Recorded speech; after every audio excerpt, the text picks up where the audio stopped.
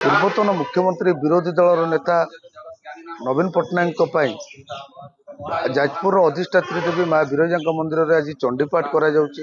ଦେଖିବେ ସମସ୍ତ ବ୍ରାହ୍ମଣ ମାନେ ଆଜି ବସି ଏକତ୍ର ହୋଇ ଚଣ୍ଡୀପାଠ କରୁଛନ୍ତି। ମୁଁ ଭିଡ଼ିଓ ଜର୍ଣ୍ଣାଲିଷ୍ଟ ସୌମ୍ୟଙ୍କୁ କହିବି ସେ ସିଧାସଳଖ ଦେଖେଇବେ କେମିତି ମାଙ୍କର ଏଠି ସମସ୍ତ ନନା ମାନେ ବସିଛନ୍ତି ଏବଂ ମାଙ୍କ ପାଖରେ ନବୀନ ବାବୁଙ୍କ ଆଶୁ ଆରୋଗ୍ୟ କାମନା କରି କେମିତି ସେ ଶୀଘ୍ର ସୁସ୍ଥ ହୋଇ ଓଡ଼ିଶା ଫେରନ୍ତୁ ଏବଂ ଓଡ଼ିଶାର ପୁଣି ବିରୋଧୀ ଦଳର ଭୂମିକା ସୁଚାରୁ ରୂପେ ତୁଲାନ୍ତୁ ଏବଂ ବିଜେଡିକୁ ଆଗକୁ ନିଅନ୍ତୁ। ଏହି ପରିପ୍ରେକ୍ଷୀରେ ଆଜି ଯଦି ଦେଖିବେ ଯାଜପୁରର ଅଧିଷ୍ଠାତ୍ରୀ ଦେବୀ ମା ବିରଜାଙ୍କ ପାଖରେ ଚଣ୍ଡୀପାଠ ହେଉଛି।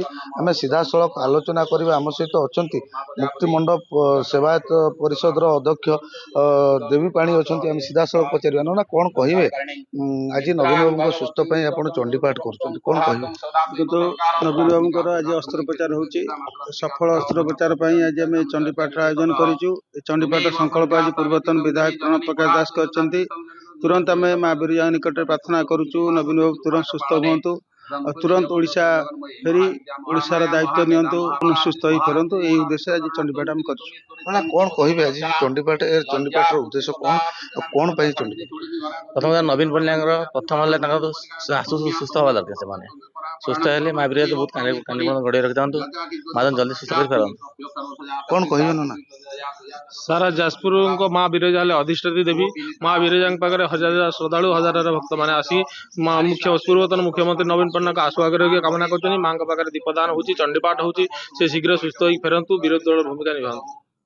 ସମସ୍ତେ ଯେମିତି କହୁଥିଲେ ଶୀଘ୍ର ସୁସ୍ଥ ହୋଇ ଫେରନ୍ତୁ, ବିରୋଧୀ ଦଳର ଭୂମିକା ନିଭାନ୍ତୁ। ନା କ'ଣ କହିବେ? ଜୟ ମା ବିରଜା। ଆମର ଓଡ଼ିଶାର ମୁଖ୍ୟମନ୍ତ୍ରୀ ପୂର୍ବତନ ମୁଖ୍ୟମନ୍ତ୍ରୀ ନବୀନ ପଟ୍ଟନାୟକଙ୍କର ଶରୀର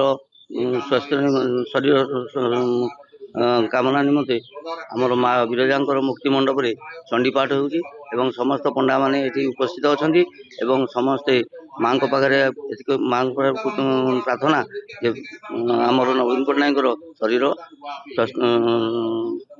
କାମନା ହେଉ। ଦେଖିବେ କ'ଣ କହିବେ ଆଜି ଯେଉଁ ନବୀନ ବାବୁଙ୍କ ଶରୀର ସୁସ୍ଥ ପାଇଁ ଆପଣ ଯେଉଁ କାମନା କରୁଛନ୍ତି, ଅସ୍ତ୍ରୋପଚାର ଚାଲିଛି, କ'ଣ କହିବେ?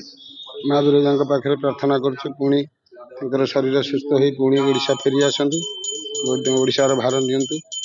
ଆମମାନଙ୍କର ଶୀଘ୍ର ମାଙ୍କର ଡାକୁଛୁ ଯେ ସୁସ୍ଥ ହୋଇ ଯଥାଶୀଘ୍ର ଫେରି ଆସନ୍ତୁ। ଦେଖିବେ ସମସ୍ତେ ଯେମିତି ଗୋଟିଏ ସ୍ୱରରେ କହୁଛନ୍ତି ନବୀନ ବାବୁ ଶୀଘ୍ର ସୁସ୍ଥ ହୁଅନ୍ତୁ ଏବଂ ଶୀଘ୍ର ଓଡ଼ିଶାକୁ ଆସନ୍ତୁ, ବିରୋଧୀ ଦଳର ଭୂମିକା ନିଅନ୍ତୁ ଏବଂ ବିଜେଡ଼ିକୁ ପୁଣି ଆଗକୁ ନିଅନ୍ତୁ। ଯାଜପୁର ଭିଡ଼ିଓ ଜର୍ଣ୍ଣାଲିଷ୍ଟ ସୌମ୍ୟଙ୍କ ସହ ତପନ ମହାନ୍ତି, ନନ୍ଦିଗୋଷ୍ଠୀ।